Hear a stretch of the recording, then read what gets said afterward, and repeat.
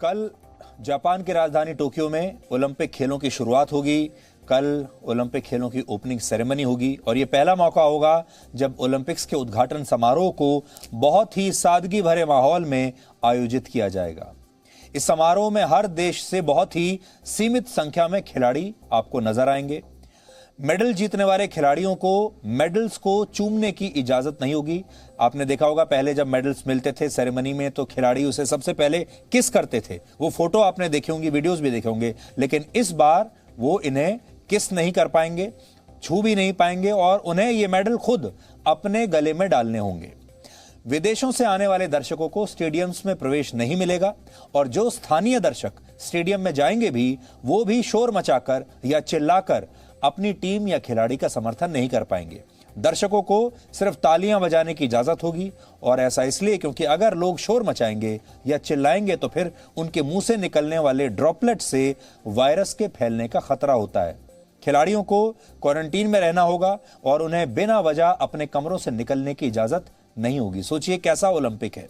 हालांकि इन तमाम तैयारियों के बावजूद टोक्यो में बनाए गए ओलंपिक गेम्स विलेज यानी खेल गांव में अब तक कोरोना के 86 मामले दर्ज हो चुके हैं। वहां पर एक बबल बनाया गया था, वो बबल अब बर्स्ट हो चुका है और उसमें भी 86 मामले कोरोना के सामने आ चुके हैं। इनमें खिलाड़ी और उनके साथ पहुंचा जो स्टाफ है, सपोर्ट स्टाफ, वो लोग शामिल हैं जिन्हें यह संक्रमण हुआ है। टोक्यो के खेल गांव में अब तक 4 खिलाड़ी कोविड पॉजिटिव हो चुके हैं। भारत से 127 खिलाड़ियों का दल इन खेलों में हिस्सा लेने के लिए पहुंचा है और ये ओलंपिक खेलों के इतिहास में भारत का अब तक का सबसे बड़ा दल है। लेकिन इन खिलाड़ियों को भी वायरस से बचकर रहना होगा। कुल मिलाकर आप कह सकते हैं कि इस बार ओलंपिक खेलों में जो देश सबसे ज्यादा मेडल्स जीतेगा सिर्फ वही इन खेलों का सिकंदर नहीं होगा, बल्कि अपने खिलाड़ियों को कोविड से बचाकर रखने वाले देशों के लिए भी ये कामयाबी कोई मेडल जीतने जैसी ही रहने वाली है। क्योंकि इस बार जो बड़ी चुनौती है वो है स्वास्थ्य। बड़ी चुनौती है वो ये कि खिलाड़ी कोविड से कैसे बचें। भारत के जो खिलाड़ी इन ओलंपिक खेलों में हिस्सा लेंगे उनमें से सबसे ज्यादा पंजाब और हरियाणा राज्यों से हैं।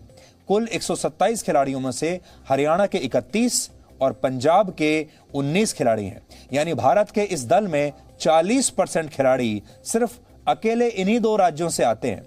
भारत की कुल जनसंख्या में पंजाब और हरियाणा की हिस्सेदारी सिर्फ 4.4% है। इसके बावजूद दुनिया के बड़े बड़े खेल आयोजनों में सबसे ज्यादा मेडल्स भारत के इन 2 राज्यों के खिलाड़ी ही जीतते हैं। इसके विपरीत भारत की जनसंख्या में उत्तर प्रदेश की हिस्सेदारी 17% है, लेकिन यहां के सिर्फ 8 खिलाड़ी ही ओलंपिक खेलों के लिए क्वालिफाई कर पाए। हरियाणा की तरफ से महिला हॉकी के 9 खिलाड़ी, कुश्ती के 7, बॉक्सिंग के 4 और शूटिंग के भी 4 खिलाड़ी इन खेलों में हिस्सा ले रहे हैं।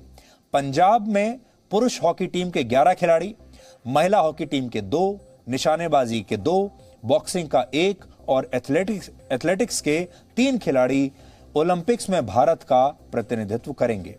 जनसंख्या के मामले में छोटे राज्य होने के बावजूद हरियाणा और पंजाब खेलों में इतने सफल क्यों हैं, आज आप सबको यह जानना चाहिए। कुछ उदाहरण के जरिए आपको समझाएंगे ताकि पूरी बात आपको समझ में आए। जनसंख्या के मामले में उत्तर प्रदेश सबसे आगे है, लेकिन वहां का खेल बजट सिर्फ 255 करोड़ रुपए का है, जबकि छोटा और कम जनसंख्या वाला राज्य होने के बावजूद हरियाणा का खेल बजट उत्तर प्रदेश से 37% ज्यादा है। और यह हाल तब है जब उत्तर प्रदेश की जीडीपी 20 लाख करोड़ रुपए है और हरियाणा की 9 लाख करोड़ रुपए है। राजस्थान से तुलना करें तो पता चलेगा कि हरियाणा का खेल बजट राजस्थान के मुकाबले 4 गुना ज्यादा है। राजस्थान की सरकार ने अपने खिलाड़ियों पर सिर्फ 100 करोड़ रुपए खर्च किए, जबकि हरियाणा की सरकार ने करीब 400 करोड़ रुपए खर्च किए। राजस्थान की जीडीपी हरियाणा के मुकाबले 4 लाख करोड़ रुपए ज्यादा है। राजस्थान की सरकार ओलंपिक खेलों में मेडल जीतने वाले खिलाड़ियों को 3 करोड़ रुपए देती है। हरियाणा की सरकार खिलाड़ियों की इस कामयाबी पर 6 करोड़ रुपए का इनाम देती है। हरियाणा में ओलंपिक खेलों की तैयारी के लिए खिलाड़ियों को 15 लाख रुपए मिलते हैं। राजस्थान में इसी तैयारी के नाम पर सिर्फ 5 लाख रुपए मिलते हैं। हरियाणा में मेडल जीतने वाले खिलाड़ियों के कोच को भी 20 लाख रुपए दिए जाते हैं, जबकि राजस्थान में यह प्रावधान नहीं है। इसी तरह खिलाड़ियों को ट्रेनिंग देने के लिए हरियाणा में स्पोर्ट्स अथॉरिटी ऑफ इंडिया के 22 सेंटर्स हैं, राजस्थान में 9 सेंटर्स हैं। जाहिर है, जब खिलाड़ियों को उनकी मेहनत के बदले में अच्छा पैसा मिलेगा, अच्छी सुविधाएं मिलेंगी, तो उनका प्रदर्शन बेहतर होता है। सिर्फ ओलंपिक्स ही नहीं, हरियाणा के खिलाड़ी दूसरे बड़े अंतर्राष्ट्रीय खेलों में भी शानदार प्रदर्शन करते रहे हैं। उदाहरण के लिए 2018 के कॉमनवेल्थ खेलों में भारत ने कुल 66 मेडल्स जीते, जिनमें से 22 अकेले हरियाणा के खिलाड़ियों ने जीते थे।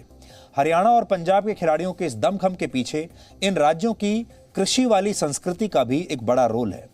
हरियाणा और पंजाब आज भी कृषि प्रधान राज्य माने जाते हैं। यहाँ के लोग साल भर अपने खेतों में कड़ा परिश्रम करते हैं, इसलिए ये लोग शारीरिक रूप से भी काफी मजबूत माने जाते हैं। और यही वजह है कि हरियाणा के ज्यादातर खिलाड़ी उन खेलों में देश का प्रतिनिधित्व करते हैं जिनमें शारीरिक ताकत की काफी जरूरत होती है, जैसे कुश्ती और बॉक्सिंग। हरियाणा के भिवानी और हिसार जैसे जिलों से देश को बेहतरीन मुक्केबाज और पहलवान मिलते रहे हैं। कुल मिलाकर हरियाणा और पंजाब के खिलाड़ियों की इस कामयाबी के लिए आप प्रोत्साहन, परिश्रम और पुरस्कार की नीति को श्रेय दे सकते हैं। अगर भारत के बाकी राज्य भी इस ट्रिपल पी वाले फॉर्मूले को अपना लें तो वो दिन दूर नहीं है जब भारत ओलंपिक जैसे खेलों में नए नए रिकॉर्ड्स बना पाएगा। इसलिए ये खबर आपको हमने इसलिए दिखाई ताकि बाकी के राज्य सरकारें भी आज ये खबर देखें और ये सोचें कि अगर हरियाणा और पंजाब जैसे छोटे राज्य अगर अपने राज्यों में लोगों में इस तरह की खेल संस्कृति को बढ़ावा दे सकते हैं, अपने खिलाड़ियों को इतना प्रोत्साहन दे सकते हैं, तो बड़े राज्य भी ऐसा ज़रूर कर सकते हैं। और एक दिन ऐसा आएगा जब जो हाल हरियाणा और पंजाब का है, भारत भी एक ऐसी ही स्पोर्टिंग कल्चर वाला देश बन जाएगा। भारत एक स्पोर्टिंग नेशन बन जाएगा, यानी एक ऐसा राष्ट्र जहां सब लोग खेलते हैं। हमें खेलों को प्रोत्साहन देना चाहिए, खिलाड़ियों को प्रोत्साहन देना चाहिए। आज हम देश के सारे जो पेरेंट्स हैं, माँ बाप हैं, उनसे भी ये कहना चाहेंगे कि अपने बच्चों को खेलों में आगे आने के लिए आप ज़रूर प्रोत्साहित करें और जो हरियाणा और पंजाब का मॉडल है उसे अपने परिवार में, अपने समाज में और अपने राज्य में उसे इम्प्लीमेंट करने की कोशिश करें। App Store. Download it now.